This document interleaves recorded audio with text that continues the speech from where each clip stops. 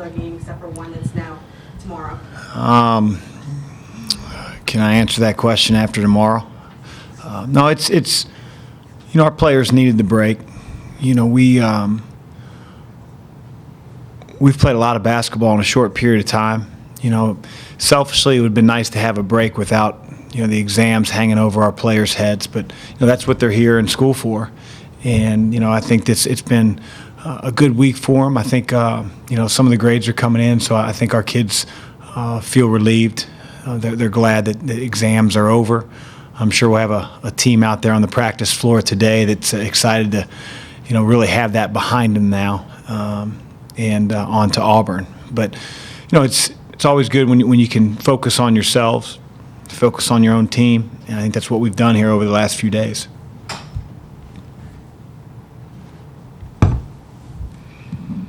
Auburn's personnel is a little different than last year, but one guy that is Tyler Harris, who played at Providence against you last year, but he's used in a different capacity with Auburn. Can you talk about that and how he's different now? Well, he plays the 4, whereas at Providence, I think Ed played him primarily at the 3. So even though he could do some of the things that he's doing for Auburn now, a year ago, it was very sporadic. Like they would post him up very seldom at Providence. He was a really good offensive rebounder. He hung out more on the three-point line a year ago, and he's really bought into playing inside-out basketball.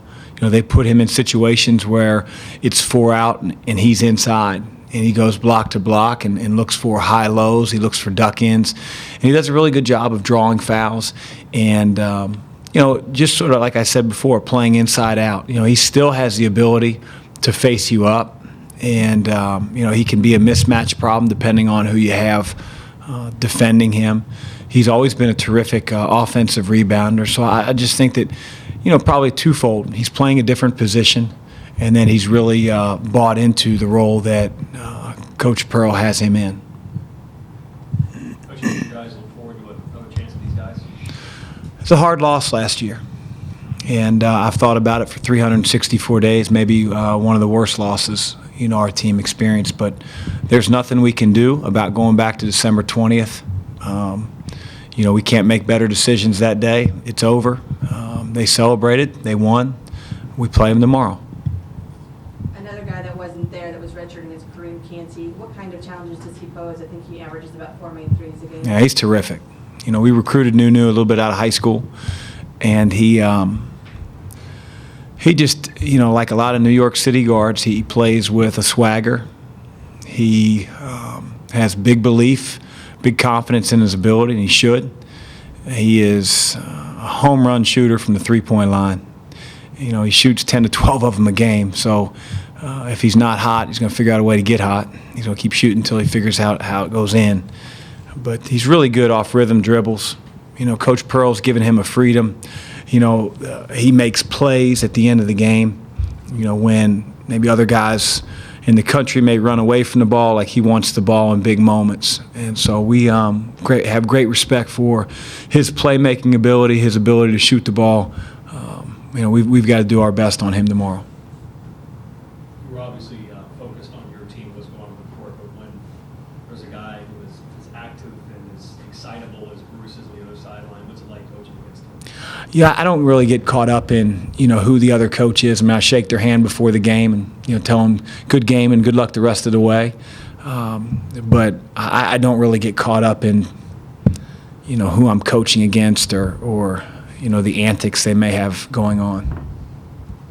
Can you match his wardrobe? No, I'm a dark suit guy with a blue shirt and silver tie pretty much every game. That's the extent of my wardrobe. Edmond has done a lot offensively this year, had some great fireworks like that dunk in the last game. Where is his defense at this point? Edmond's, he's learning college basketball on the defensive end. I mean, he's very disruptive, and he makes some plays defensively that it doesn't matter how much experience you have. You can't make that play if you're not as athletic as Ed or if you don't have the instincts that he does.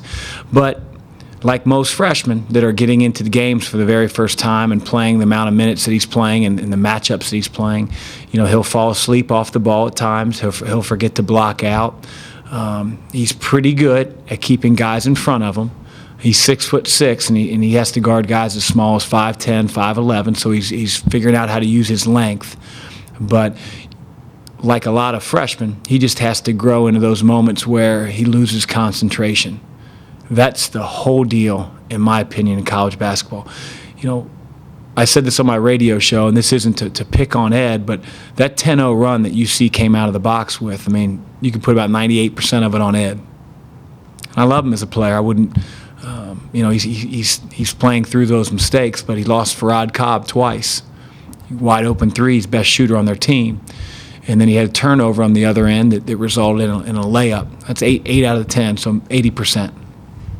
And I don't even know how they got the other bucket, so don't let me watch film again. But Ed is a quick learner. He really cares. He takes a lot of pride in himself on both ends of the floor. So those are awesome for us that he has those type of experiences, that he can grow from them, you know, and we can learn through a win rather than a loss, because, you know, there are going to be games where if he loses concentration and that three happens, that could be the difference between a 2-point lead with 30 seconds left for the other team and a 5-point lead that we can't overcome. So again, players, they talk about, you know, gaining experience. You gain experience through, you know, errors like that and learning from it. How's Jalen doing, Coach? I mean, the numbers maybe not be what guys like me expected, but you're around him every day. You know, kind of what's the temperature? I think he's coming along. You know, I really, you know, I really have seen in Jalen from his first year to his second year until now, he's always been a guy that's gotten better as the season's gone on. You know, probably a big reason why we went on our tournament run was Jalen playing the way he did down the stretch along with Matt. And it just, for whatever reason, it doesn't click with Jalen early. But, you know, he stays with it. He stays with it. We just have to keep him on the floor and keep him out of foul trouble. And that's easier said than done. It's been his Achilles heel ever since he stepped foot on our campus. But, you know, I'd like to say he's getting better, but the proof will be in the pudding. If we can keep him on the floor, he's as good of an interior player as there is in the country. What kind of mismatches Simeon Bowers, just based on his girth? He's a tough matchup. You know, they put him on the perimeter. They put him in the post. He drives the ball right into you and flails his body into you. And I'm anxious to see how they're going to call it. A year ago, he just gets the ball and he just throws his body into you and throws the ball off the glass without hitting the rim. And he got to the foul line a bunch. So we're going to have to be disciplined. We're going to show our hands on those drives. And we're going to trust that the officials make the right calls. But he is a warrior.